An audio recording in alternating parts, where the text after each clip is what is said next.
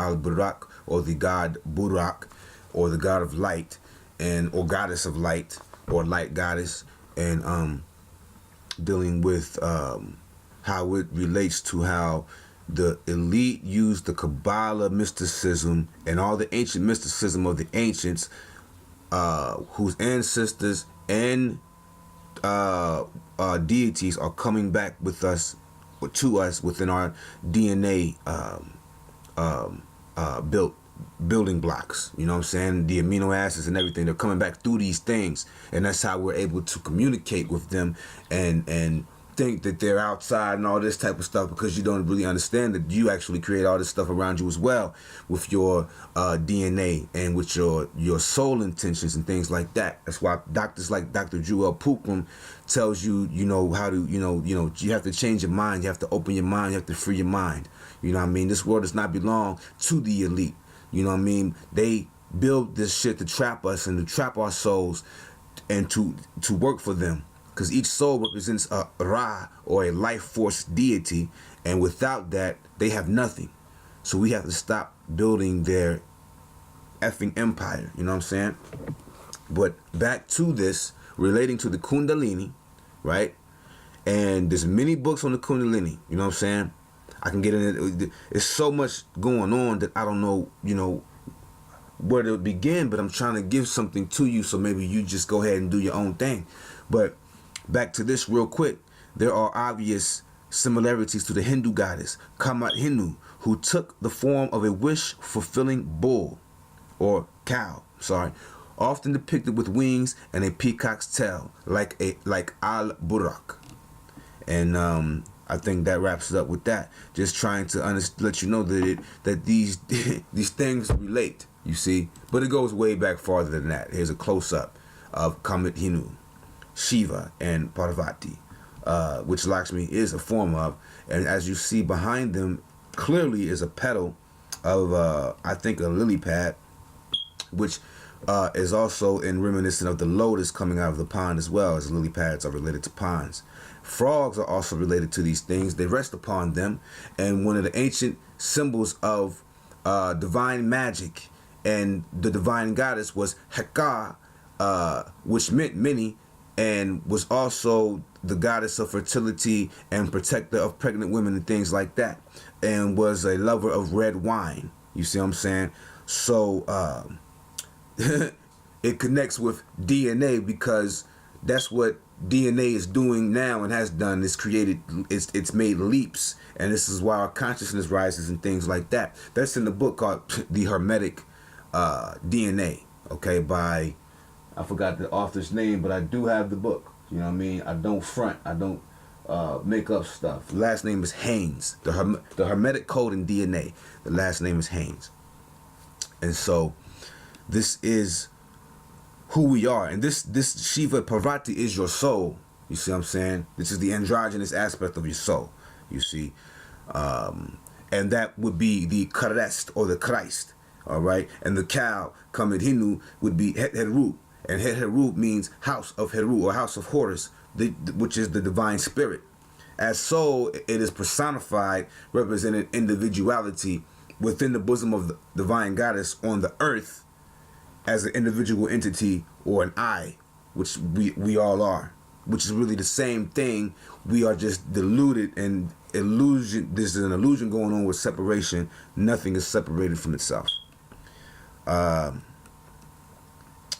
The symbology is just, it's phenomenal. It just goes on and on. As you can see, Parvati and Kamadhenu have almost basically the same damn face.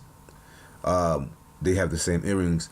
But to go on, this is what I found, a new Muslim comic book.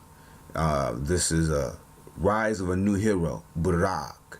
Now, we all know that when Barack Obama was first elected, that this was, this hero thing was used. You know what I'm saying? It was clearly used in his campaign. You know what I'm saying? We was needing a hero, hope. Used to have him with the O on his chest like he's a superhero and things like that. Niggas was very brainwashed and whatever when it came down to that. Here's a picture I found by somebody, you know, which was really strange because I didn't know this existed, and I've been relating this with this whole Buraq thing. Why in the world was the name changed? But anyway, I don't know, you know, it's really weird. Muhammad's winged donkey. I don't know. I don't know if they're making fun of the Muslims or what, but you know, I'm just showing this in reference to Barack Obama, not in reference to any religion whatsoever. Because, like I said, this represents the divine goddess energy and the hidden divine light within us. You see what I'm saying? That they're making a mockery of. You know what I'm saying? So that's wrong. Al-Buraq, lightning, a creature used to transport prophets, i.e. Muhammad, i.e. people like me and you who want to learn the wisdom and want to get the wisdom. That's what this is all about, the wisdom. You see what I'm saying? This is I found this image as well. Of course, there's always Buraq star, Buraq the rock star. I don't even know. It's strange to me that I found this, you know. But here's another thing. Lightning, Al-Buraq, is a steed in Islamic mythology, a creature from the heavens that transported the prophets. It's coming from the seven heavens. Most notably, Buraq carried the Islamic prophet Muhammad from Mecca to Jerusalem. Mecca would represent Malkuth, okay, on the Kabbalah, or the tree of life, okay, right here. Number 10, the Au. That's why we are all Aus, or Jews, because this is where we are.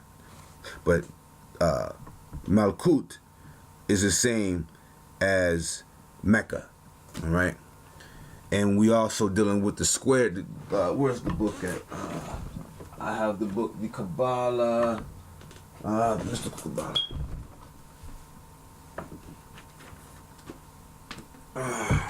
Okay, I'm sorry. At the very bottom of the book, you can see the box, or the square, the double square, okay, which is where they get the double cross as well. It's the double square. You see what I'm saying? Right there. Okay? And that double square is representative of Mecca. Okay? So, it was to help on the Isra and Miraj, or night journey, as recounted in Hadith literature. And it goes on and on and on. I don't think I need to get into that. But here is the story about the journey to the seventh heaven. The seventh heaven is another dealing with, well, what does it say about the Kaaba? Okay, according to Islam, the night journey took place 10 years. Okay, 10. We're dealing with the Kabbalah. The 10 spheres, 10 years. Okay, took 10 years. After Muhammad became a prophet during the 7th century, Muhammad had been in his home city of Mecca at his cousin's home. Okay, and afterwards Prophet Muhammad went to the Masjid al-Haram while he was resting at the Kaaba. Okay, Kaaba is the Kaaba. I'm gonna tell you what the Kaaba. I'm gonna show you what the Kaaba is right now. That's the Kaaba right there. The Kaaba. It is the vehicle with the soul, and this is how you journey through the divine realms and things like that. The Kaaba. The angel. Okay, while he was resting at the Kaaba, the angel Gabriel appeared to him, followed by Buraq. Muhammad mounted Buraq, and in the company of Gabriel, they traveled to the farthest mosque. The location of this mosque was not explicitly stated, but is generally accepted to mean Al-Aqsa Mosque, Temple Mount in Jerusalem. At this location, he dismounted from Buraq, prayed, and mounted Buraq, who took him to the various heavens, to meet first the earlier prophets and the God Allah. God instructed Muhammad to tell his followers that they were to offer prayers 50 times a day. Now 50 is relating to the number 5. At the urging of Moses, Muhammad returns to God and eventually reduces to 10. 10, and then 5. There you go, 5. The Pentatauch. And we're dealing with Moses, the 5 books of Moses, okay? 5 times a day, as this was the destiny, or let me see, as this was the destiny of Muhammad and his people. Buraq then transported Muhammad back to Mecca. Quran Surah Muhammad's mystic travel to the heavens. It was mystical. Allah, who did take his servant for a journey by night from the sacred mosque to the farthest mosque, whose precincts we did bless, in order that we might show him some of our signs, for he is the one who heareth and seeth all things. Quran, Surah 17, Al-Isra, Ayah. Hadith supply other details about the night journey.